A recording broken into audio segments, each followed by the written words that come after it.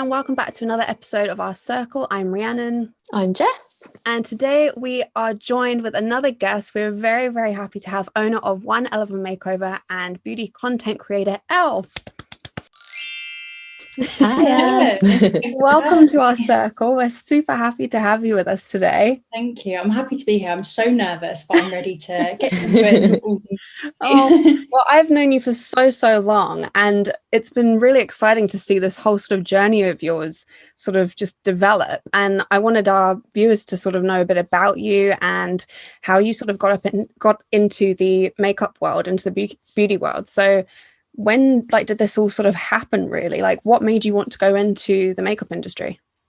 I can't really think of a point when I was like, yes, this is what I want to do. It's kind of been a bit of a slow burner, I guess. I was trying to actually think before we started filming this podcast, when was that moment when I was like, this is what I want to do? And I can't really think of anything. I mean, I remember being in school or even before that and, buying the kids' magazines and you get the cheap, crappy makeup in there, things like that.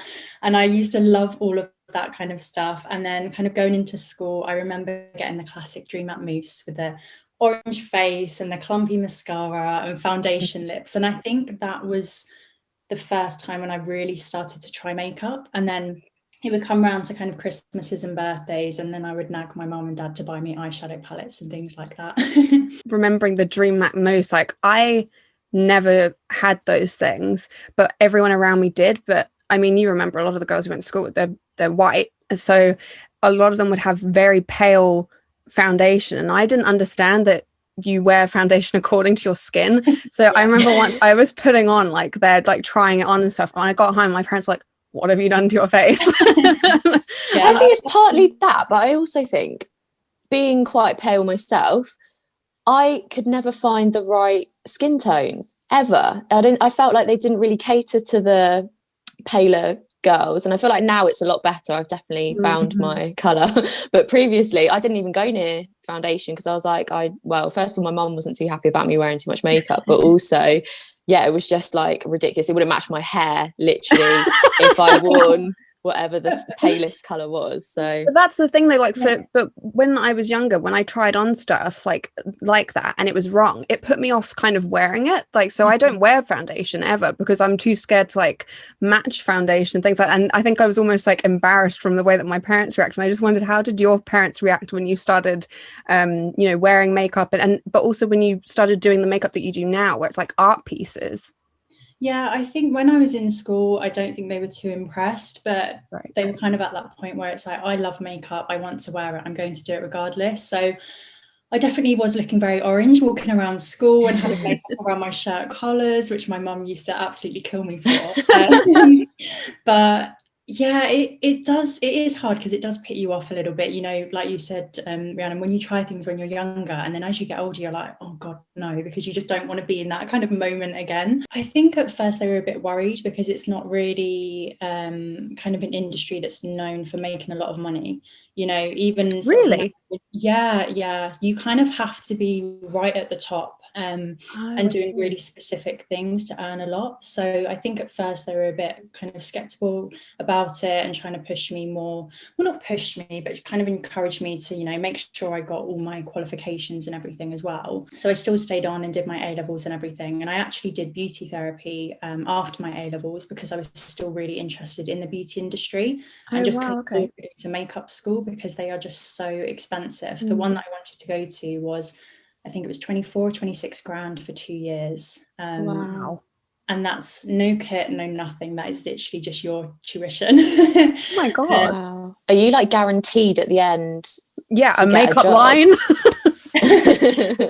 With that kind of makeup school in particular, I actually did work experience there when we were in school, and it was amazing.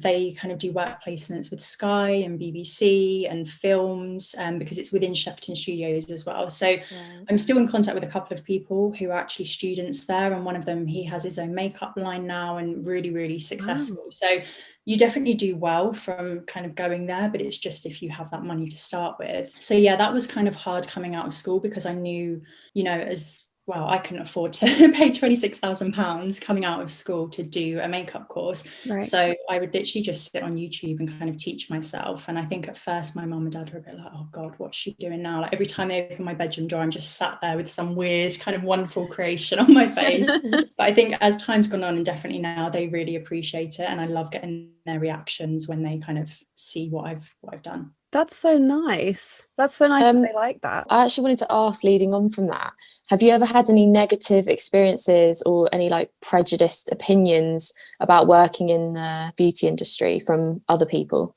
All the time. Yeah. All really? The time. Yeah. Yeah. I think in general with kind of working on makeup counters, people are intimidated by you. And I can completely understand that, because I've gone on to kind of makeup counters to buy something.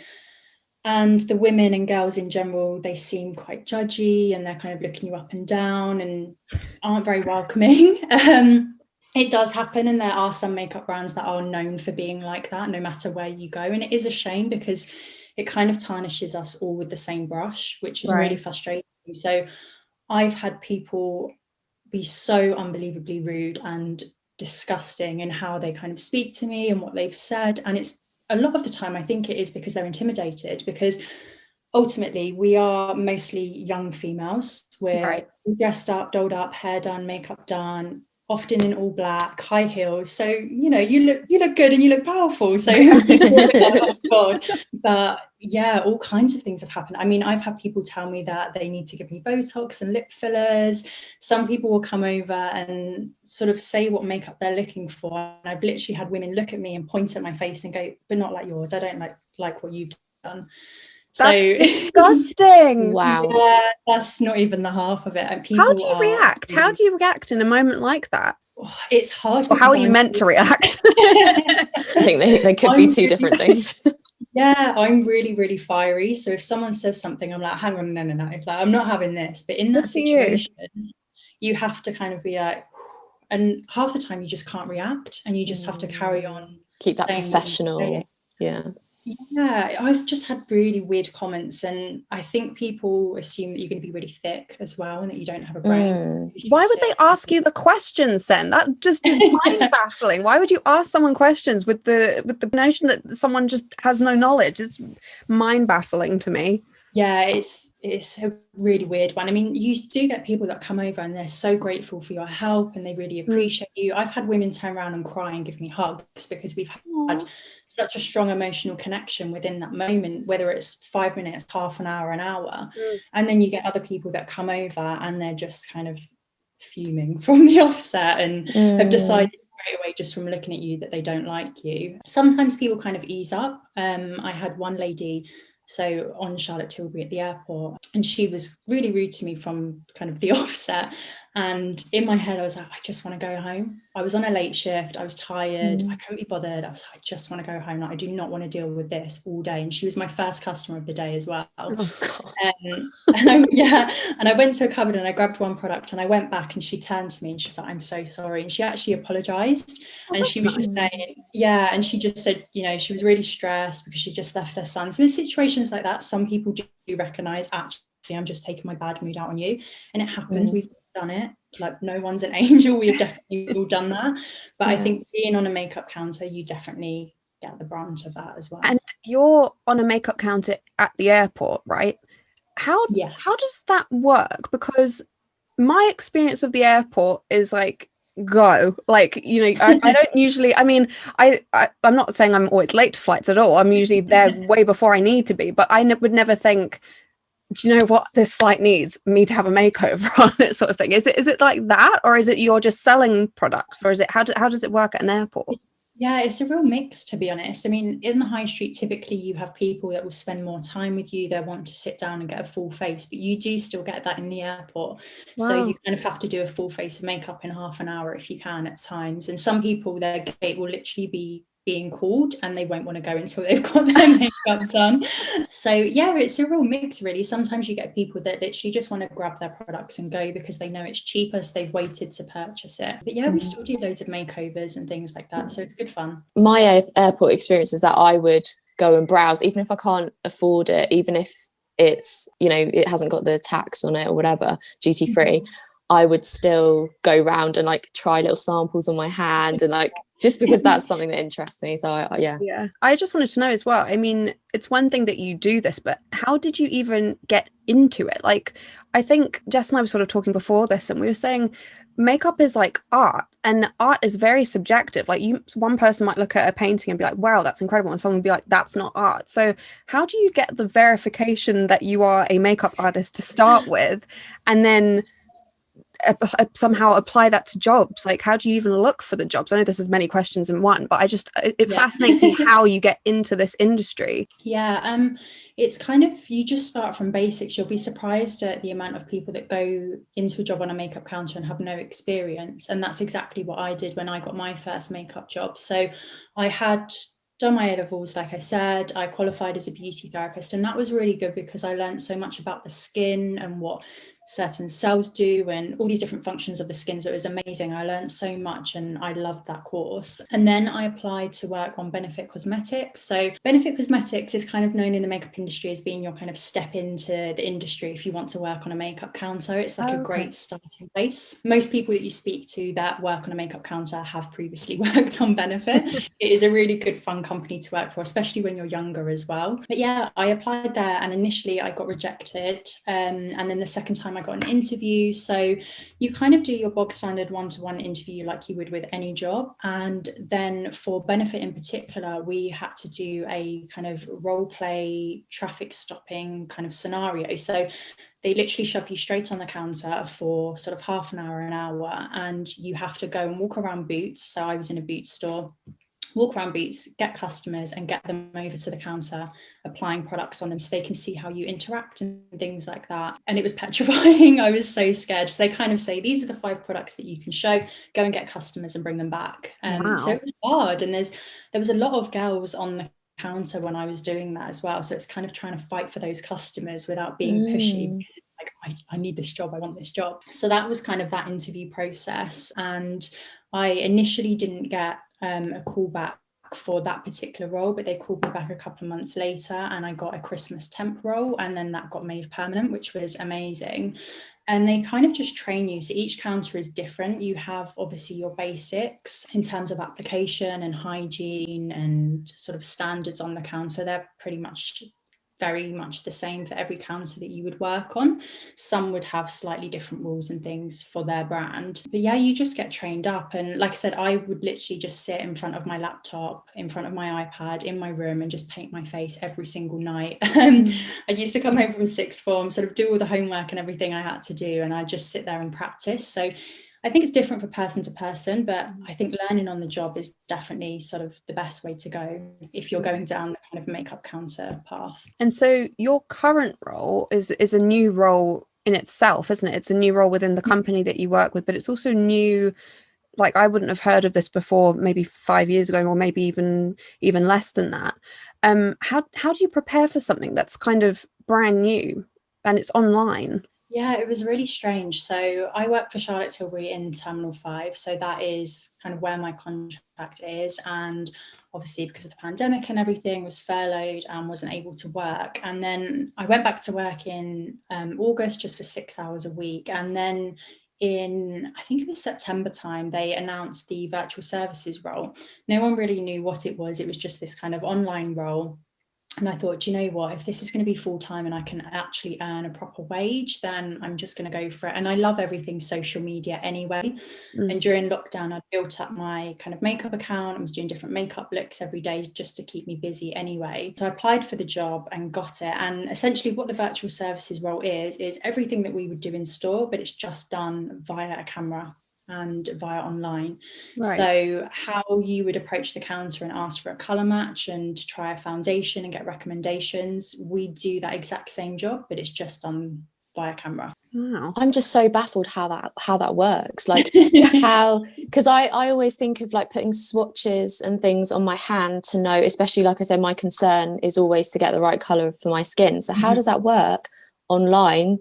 How do I know that it's going to be my colour? Yeah, it can be quite difficult, but because I know the brand and I know the shade so well, I could literally put someone in near enough guess the exact shade that they're going to be. So because I know the brand and the colours and the products so well, it's actually really easy. And I can't speak for everyone that works on a makeup counter, but usually you'll see someone walking past, and if it looks like they're going to walk over to the makeup counter, straight away you're going, this color, this product, this would look good on them. It's just it just comes to you naturally, because that's what you have to do. You have to, in that moment, quickly analyze someone, look at kind of their style, their eye color, hair color, complexion, sort of all of that, put it together, and then recommend products. So it's the exact same thing on camera. So when we do it online, we would maybe ask what other brands and other shades they use, and we can use like a foundation finder, and that will narrow it down. I sometimes look at the swatches of foundations that they already use online. It's hard to explain, but because I know the product so well, it just makes the job a lot easier anyway. And Charlotte Tilbury is amazing, because in the UK, it is different sort of across the globe, but in the UK, we have like a 30-day free exchange and refund. So even if you did get matched via virtual consultation and you got the foundation and thought, actually, it's not quite the right shade for me, you can just send it back and swap it for another one. So you're not stuck with a full-size product that you're never going to use. Oh, wow, that's really good. You were saying earlier that you really enjoyed doing a skincare course. Yeah. How important is skincare in relation to makeup? I personally have been focusing way more on skincare during, like, since becoming a mum, not really going out as much, but also during the pandemic. I don't feel like I need to wear makeup every day. So how important do you think skincare is? So important. I think people underestimate the importance of a good skincare routine, and it's not just for makeup, it's to take care of yourself. Like, the skin is the biggest organ in the body. Like, how can you not kind of wash your face and moisturize? It's the same kind of when you get out of the shower and you feel like your skin feels a little bit tight and a bit dry. Your face is exactly the same. You need to keep hydrated and clean properly and wash properly. So it's really, really important. I mean, there are a lot of skincare products that are probably not necessarily needed or a bit gimmicky, but yeah, it's really important. I always kind of explain it to customers as, you wouldn't just go in, say when you're painting a wall, you wouldn't just slap the paint on, you would prep the wall and kind of maybe get a base color down. And it's exactly the same for when you're doing makeup. You need to get your kind of canvas prepped, if you like, before you go in with the paints. So would you say that you're sort of you're on equal fields with like skincare and makeup, like you sort of hold them both at the same, just for different reasons, if that makes sense? I would say skincare is more important in terms of kind of for everyone. Skincare definitely comes out on top, but in terms of sort of my knowledge and my passion, it's definitely kind of level playing field. I was going to ask you, you said there are certain products that are more gimmicky. What would you say for someone who maybe wants to invest in skincare but doesn't want to spend too much and buy like loads of sort of serums and things like that? What would you say are like the basic fundamental skincare items that someone would need? Good question. Well, it definitely is going to depend person to person, sort of skin type, if you have acne or anything like that. But in terms of your absolute basics, it would be a cleanser, toner and a moisturizer. So your cleanser is just your face wash to wash your face morning and night. Toners are really great. There's lots of different types. Some have a lot of alcohol content in, and they can actually be quite stripping for the skin. So it's really good to have a really nice hydrating toner to add that hydration back in after you've washed your face. And then a moisturizer as well. And an SPF, definitely an SPF. So many people don't wear an SPF, and it's really, really important. I always have a go at people. I'm like, put your factor 50 on now. I don't care if you're stuck in the house, put it on, you need it. I think that's really starting to pick up now. I think a lot of people are realizing you need to wear SPF every day. Yeah, and I think lockdowns helped with that as well. I feel like the rise in kind of the love for skincare has skyrocketed. Friends and family and just seeing things online as well. I feel like skincare is really kind of taken the shine over makeup a little bit now. Interesting. So that's actually something that I wanted to ask you about. So with everything being online, do you feel like social media has helped the beauty community? Because my knowledge of makeup is very different to, say, like yours and Jess's. Like Jess has got sort of traditional sort of makeup brands before social media and YouTube, whereas I was just like, oh, I just don't care. Whereas like now, because I absolutely consume YouTube all the time, and I love Instagram and things like that, that's made me more aware of makeup. Like YouTube MUAs, makeup artists, that's it. Do you think that that's helped then? Do you feel like social media has helped the beauty community, or do you reckon it's sort of affected other beauty products at all or anything like that? Yeah, I think it's helped massively. The power of social media is really real. I mean, I wouldn't be able to do the job that I'm doing now without social media. I just don't think it would work at all. A big part of my role is to kind of be an ambassador for Charlotte Tilbury, for example. So I'm always posting tutorials, and I do it because I enjoy it and it is a passion of mine, but also it really does help with my job as well. And, you know, I might meet someone kind of on a virtual service and they then find me on Instagram, so you can stay connected. So it's great. But in terms of kind of brands and things like that, I definitely think it's a great help, because you've got kind of smaller brands, sort of small business owners. All it takes is one video to go viral on TikTok, or a big YouTube star kind of makeup artist to use it, and then that's it, it sells out. So the power of social media, yeah, definitely it's helped massively. Do you know, one thing that's cropped to mind was when Kylie Jenner started lining her lips, and those MAC, was it Teddy? I can't remember. I got it somehow. Velvet Teddy. I got that one as well. Velvet Teddy. That I remember completely selling out, because I remember trying to buy it again and just couldn't find it anywhere. I ran out and bought Velvet Teddy as well. It was just sold out everywhere. It was like gold dust. If you managed to get a Velvet Teddy MAC lipstick, like, yes, finally. I feel obviously no one did, but yeah, it's so true, and it happens all the time. You'll notice a blogger will put something up and it just sells out so quickly. I was literally just about to say, the first things that come to mind are like James Charles, Jeffree Star as well, but Jeffree, wait, am I thinking of the right one? Yeah, Jeffree Star. What was the other one? Patrick Star, that was the other one I was thinking of. Yeah.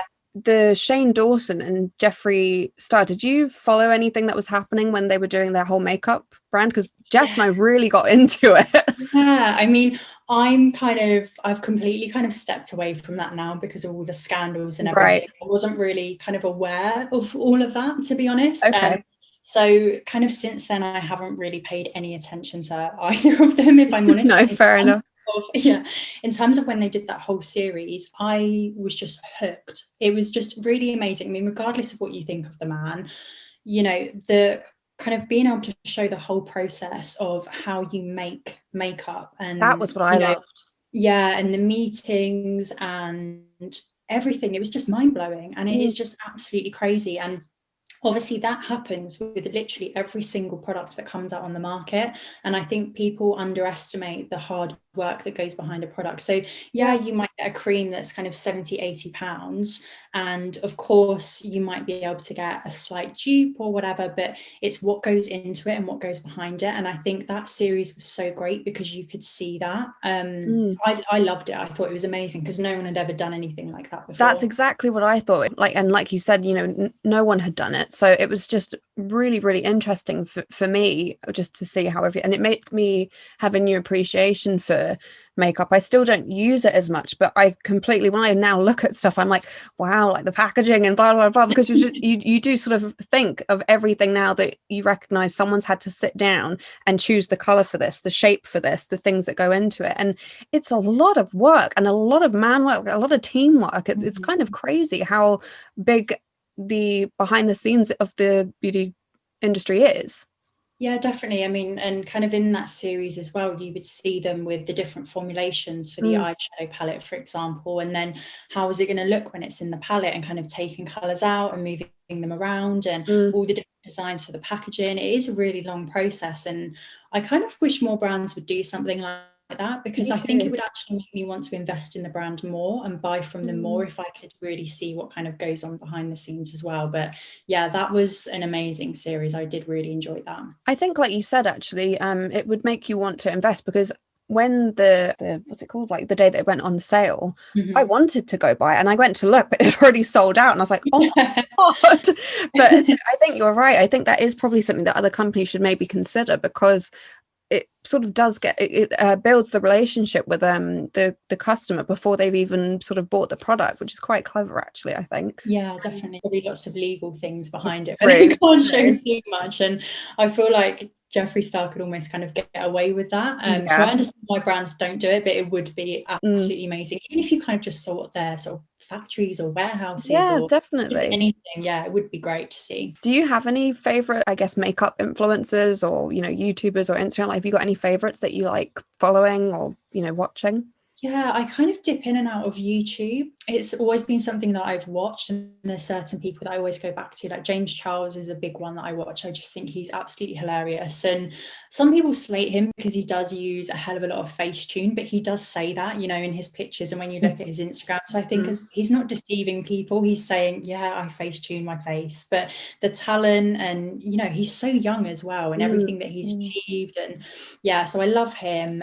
Jamie Genevieve, absolutely love her. She's amazing. She's just so kind of down to earth, and I just sort of sink into my bed when I watch her. She's just so relaxed. I could just sort of watch her all day. But I'd say they're kind of my main two. But I love just finding loads of sort of different random YouTubers that I haven't watched before as well. You touched earlier on dupes. I just wondered, what's your opinion on dupes? I kind of have mixed opinions. You know, I understand that a lot of the luxury and high-end brands, it's not affordable for everyone. To be honest, I wouldn't go out and buy half of it. The reason that I do is because of the industry I'm in. I am really, really lucky to get a lot of discounts on these amazing brands. So that's how I'm able to afford more kind of luxurious and expensive things. But if I didn't have access to that discount, I probably wouldn't invest in it. So, or it would be more of a treat, kind of like a one-off treat rather than a regular sort of purchase. So being able to have dupes of these sort of luxurious, expensive items, I think is definitely needed. Yeah, I was going to ask, because Primark Beauty, a lot of their stuff is that's basically what it is. They're copying the same formulas, the same everything, and even the same packaging. I remember when KKW did a nudes collection, I would say within a month, there was a nudes collection in Primark, same packaging, same sort of, I think maybe they just called it something else. Maybe they called it Naked. Well, no, they can't. That's a makeup brand as well.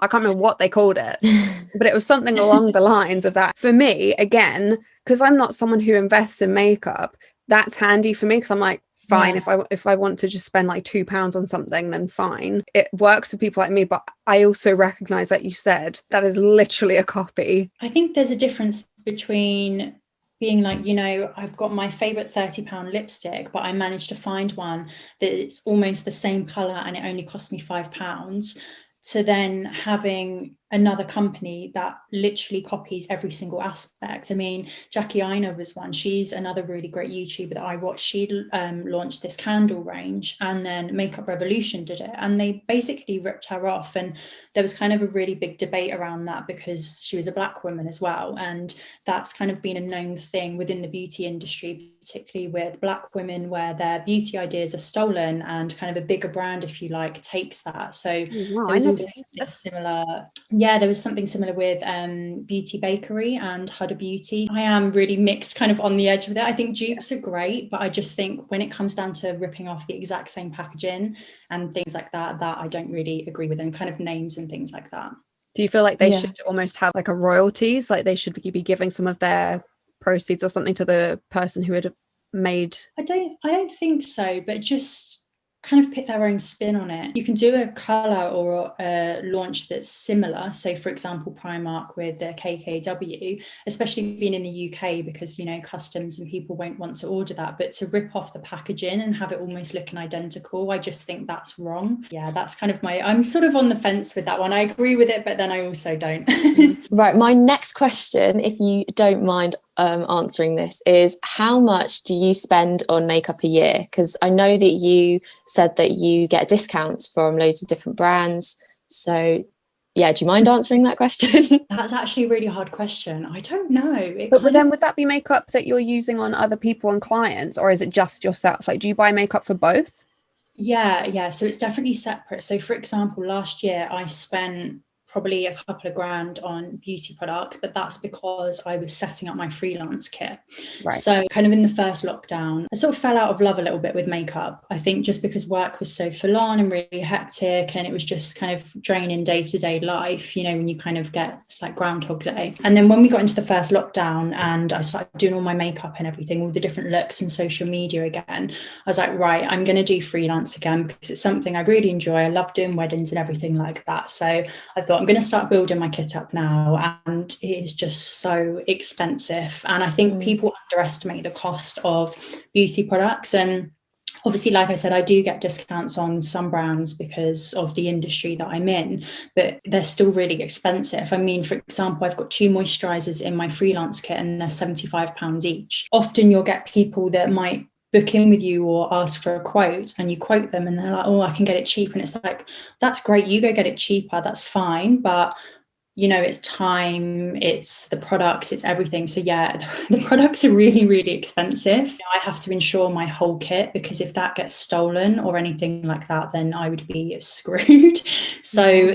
that's definitely separate to personal. On kind of a personal level, I don't actually spend too much. I would maybe say about £50 a month or so. I wouldn't actually say that it's that much. You know, with the role that I'm in, I'm really lucky that we do get gifted a lot of products as well. So when there's a new launch where I would normally probably jump at the chance and buy that, I'm actually really lucky now where I get gifted that because I need it for my job. So that's definitely saved me a lot of money. I guess if I had to say kind of a monthly sort of figure, I'd say maybe sort of £50-60. In terms of the year, it's really hard because it just does depend if I'm buying stuff for my kit. But yeah, last year the bank account took a big hit with I mean, especially as like makeup's got a shelf life, so yes, you've got to replace that fairly often. And especially like during the pandemic, when you're not able to do your makeup artistry, like how that must have been, so like you must have not even bothered to kind of replenish maybe the things you would have done as often because of COVID. Yeah, so because I stopped doing freelance for quite a while, I'm actually quite lucky that when I started getting my freelance kit in the first lockdown, I was starting from scratch. So actually all of it is unopened. So it's fine in terms of shelf life, because like the moisturizers, it's only kind of got a 6-month shelf life from when you actually open it. So it's absolutely fine just sat there, thank God, because of the cost of them.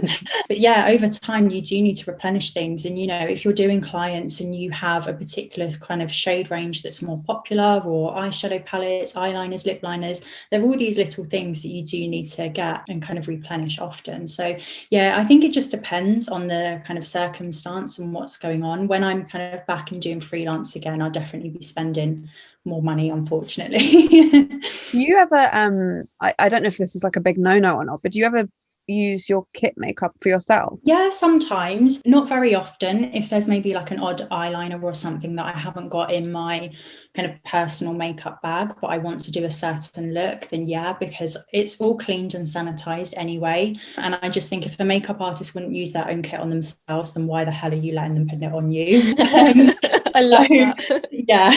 So yeah, I don't really have any qualms about that, but I do try and avoid doing that. It's only if I'm maybe doing a creative look just for fun or something on myself, and I need a certain color or pigment or something, then I will occasionally dip in. But in terms of kind of bronzers and powders and standard things like that, I don't, because you do just eat into that, and I need to try and save money, not spend more. Yeah. Have you got a like a favorite thing to do on someone's face, or like as in like do you prefer doing eye looks or do you prefer face? Like what's your favorite part of makeup to do on someone? I think base is probably my favorite. I mean, I love doing eyeshadow and eye looks and everything like that, but doing kind of nailing that base and just making someone look really fresh and glowy and gorgeous and sun-kissed, I just love that. And I love bridal makeup. That's definitely my favorite to do, and that is typically very kind of dewy and glowy and fresh looking and very light on the eyes with often a nice nude lipstick. So that's definitely the makeup that I just absolutely love. So yeah, I love doing wedding makeup. That's definitely my favorite. Do you have like a least favorite? Like if someone requests something in particular, you're like, oh God, like I really don't want to be doing this today, or like, why does anyone want to do that sort of thing? Do you have any of those? I think it's more when people go to book in with me, but the kind of makeup that they want is that kind of Instagram glam, the very, very full coverage. I'm sure you've probably seen photos of it where, you know, often someone does look like a different race, unfortunately, when they've got their foundation on and it's just so heavy. I personally don't like that, just because that's not my style and I don't do that kind of makeup. So yeah, if someone kind of wants that style, I'm just like, oh, for God's sake, because I really don't enjoy doing it. I like to do makeup that enhances someone's natural features and doesn't hide them. And I just think with some makeup, it can really actually do more harm than good in a way. You know, there's certain styles where actually less is more, and you make someone look younger and fresher and really enhance their eye color, or just anything. You don't need to overload with too much product. So do you have a favorite brand that you don't mind spending that little bit extra on? Personally, I actually really love Charlotte Tilbury, so I have invested in Magic Cream. I wear the night cream, I wear the Eye Rescue cream, and that's obviously not cheap. I think I can't remember now. I think it is. A funny name. Well, I feel like I need it as I get less sleep, and and I don't mind spending a little bit more on those, because actually I think they last quite a while as well. I feel like I don't need to use too much of it, and even though like at first, like the eye cream, I thought, whoa, it looks quite small, but actually you only need like the tiniest dab of it, and it's actually lasted me such a long time. So I don't mind investing in that. Are there any brands that are a bit more top end that you don't mind spending that bit more on? In terms of brands that I use, there's not really a great kind of scope. I do genuinely love Charlotte Tilbury. It is actually one of my all-time favorite brands. I mean, I used them for a couple of years before I started working for the brand. So like you, I invested in pretty much all of their products before I even worked for them. So I would always treat myself to maybe a new launch or something that I'd been eyeing up for a while. So Charlotte Tilbury is definitely one. I wouldn't really say there's too many others, to be honest. A lot of my other stuff is more kind of drugstore and kind of cheaper brands. So in terms of luxury, Charlotte Tilbury is basically my whole makeup bag. And then I have little bits from maybe Lancome or NARS, which are kind of the same price point or similar price point. But yeah, I wouldn't say I splurge kind of too much on anything really. What would you recommend then to someone like myself, or someone who doesn't either want to invest in a higher end product, or is just simply they can't afford it and they just want to find something that's decent, isn't going to harm their skin, that you would trust, that's like from a super drug sort of store or something, drugstore? Yeah, there's loads of different brands now, and I think over the years it's really come a long way. When I started to get into makeup, kind of that drugstore makeup, it was pretty shocking in terms of kind of color ranges, quality, packaging, everything. It was just all a bit naff, to be honest. But now when you walk in there, I walk into Superdrug and Boots and I'm like, yes, it's like heaven, because it's just like a candy store. It's just so much fun, and I feel like everything's come a really long way. And I think social media has had an impact on that as well, definitely, kind of trends and what people actually want. So there's loads of great brands. I mean, L'Oreal is absolutely amazing for a cheaper foundation. I'm not really sure what their prices are now, but the L'Oreal True Match, you'll find a lot of makeup artists have that in their kit as well, because it is a great staple foundation. Got Rimmel. Number 7 is really good, and I feel like it's quite underrated. People don't really go to Number 7 too often, but I don't know why I think of my grandma when I think of Number 7.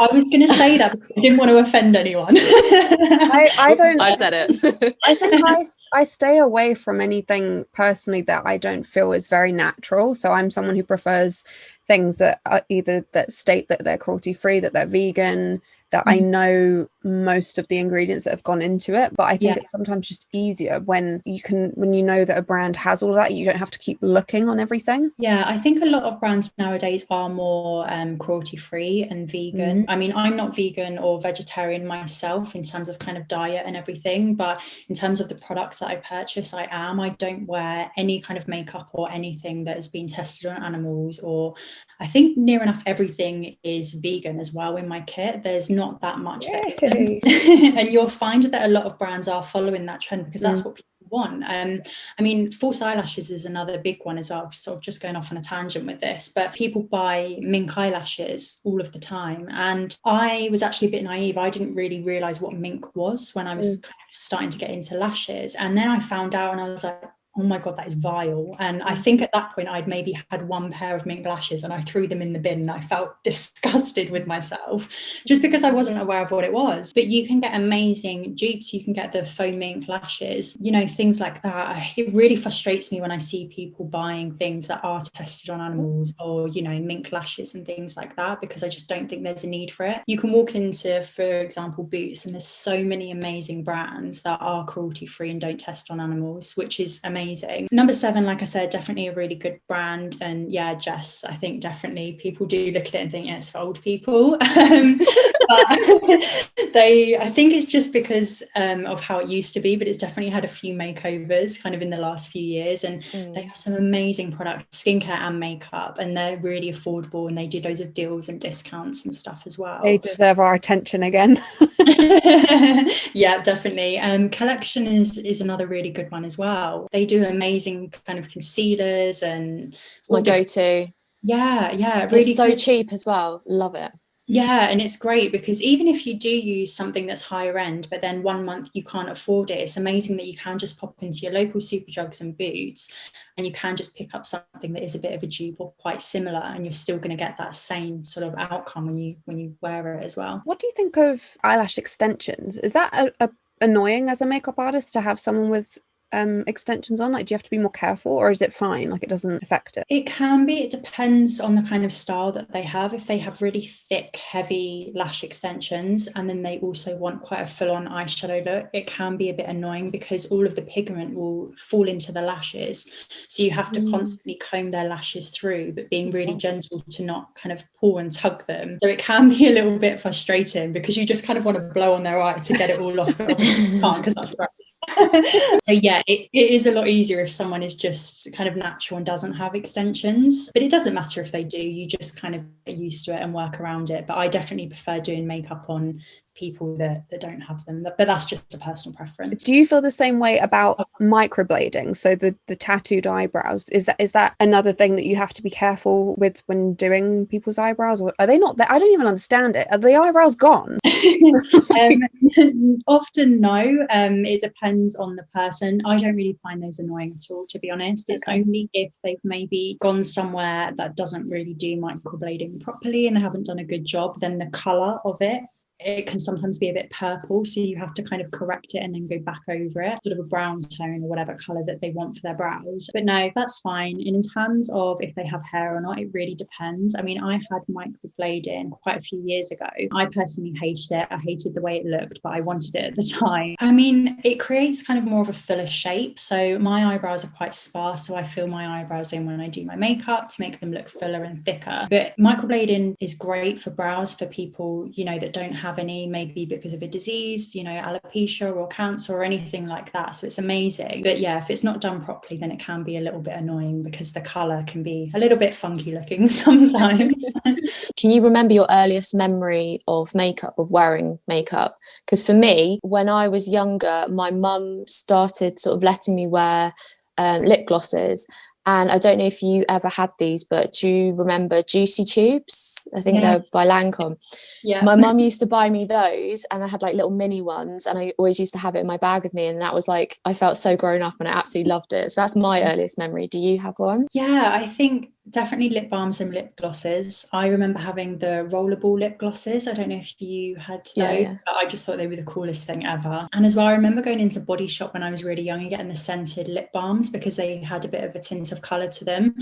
So I think that was probably one of the earliest, sort of aside from the kind of cheap sort of makeup, if you like, from some magazines and things like that, actually going into a shop and buying it, it was definitely lip glosses and lip balms as well. I wanted to kind of ask, I know you have your Instagram of OneElleOfAMakeover. Is that something that you're hoping to sort of build from? Like, do you have any sort of, without sounding like an interviewer here, like, you know, too much of a job interview, like, have you got sort of like a plan that you want to do with this? Could we be seeing OneElleOfAMakeover makeup line coming out or something in the future? Is that what you would like, or is it not that sort of route? What's sort of in the future? I'm quite kind of open in terms of what happens on my path. In terms of kind of the brand I work for in Charlotte Tilbury, I definitely want to progress with them. So in my mind, I've got that kind of progression route down and kind of working on that now. And then personally with kind of OneElleOfAMakeover, it's just really making sure that freelance takes off when we are out of lockdown and I can paint faces again. And it's been amazing because I've actually booked a few weddings while in lockdown, which is just super exciting. So, yeah, I'm just really hoping they still go ahead, both for the brides but also for me, because I'm so excited for it. When I was younger, I always wanted to do YouTube and kind of be that person on screen that someone watched. So I'm kind of building up to doing that. I just need sort of a little bit of a kick up the bum and a bit of a confidence boost to do that because the idea of it is quite scary. Yeah, I'm not sure really. I definitely want to make something of it, you know, to be kind of like a blogger or an influencer. I don't know if I like the term influencer. It can come with bad connotations. I always ignore the bad connotations because I think the fact of the matter is you are influencing people. That is what you're doing. And majority of the people are trying to do something good with that. So I think own the title, be an influencer. Yeah, that's true. That is very true. So I think having a big makeup account that people can come to and they know that they can trust me because I'm not just going to sort of shove things down their throat because I want to make some quick cash. Yeah. I will be someone that's kind of honest and sort of girl next door that anyone can sort of talk to. And I like to think I'm like that now. And I've built like a really nice community on there already. So yeah, just kind of pushing that and growing that further and then hopefully taking that down different avenues as well. Amazing. So I think what we like to end our episodes with a couple of things, but with guests, we like to ask them what makes up your circle, whether that's in your life, your whole being, what makes up your circle? Right, it's got to be mum and dad. I can't leave them out. Mum, dad, sister, nephew. Good. Definitely my dog. Oh. Alfie is just my best friend, so definitely my dog. And then in terms of other things, it would just be kind of the beauty industry in general, because it's just such a huge passion of mine. Italian food. Nice. So that answer. that is in my circle. A bit of gnocchi and pizza is up there as well. And I'd say friends and the gym. Yeah, love it. Maybe a bit boring, but that is not at all. You said Italian food. I think that's the best circle. And we also like to end with talking about a small business, a charity or organisation, and I believe that you have one lined up to tell us about. Yes, so the charity that I wanted to mention is Look Good Feel Better. So Look Good Feel Better is an amazing charity that I've actually worked with before, and they help to empower women who are about to go through their cancer treatments, are going through it, or have kind of come out the other side. And they hold masterclasses and they gift kind of goodie bags full of skincare and makeup, and they have these lessons to, you know, teach them how to draw on their eyebrows and how to look after their skin. And it's really, really emotional. When I did it, it's kind of hard to not just stand there and burst into tears, but it is so empowering because these women are amazing and so strong. And yeah, the charity is just great. So that's sort of the charity that I wanted to shout about today. Amazing. Thank you so much for sharing that with us. We're going to make sure that that is on our Instagram post that we put up, and it is in the description for our YouTube channel, and I can't remember where else we put this, but it will be everywhere on our social media. And also just a heads up for our listeners to make sure that you subscribe to our channel. We have a bonus video coming with Ellen that you do not want to miss, so head over there and subscribe to our channel, and please follow OneElleOfAMakeover on Instagram. You're going to find so many amazing looks, and hopefully she'll be the new influencer of the year on YouTube and everything else. So thank you so much for joining us today. We really appreciate it, and hopefully you'll come back and we can talk more about all of the amazing stuff that you've been up to. Yeah, definitely. I'd love that. Thank you so much for having me. I've loved it. Oh, great. And yeah, check us out on social media as always, and we'll see you for our next episode. Bye.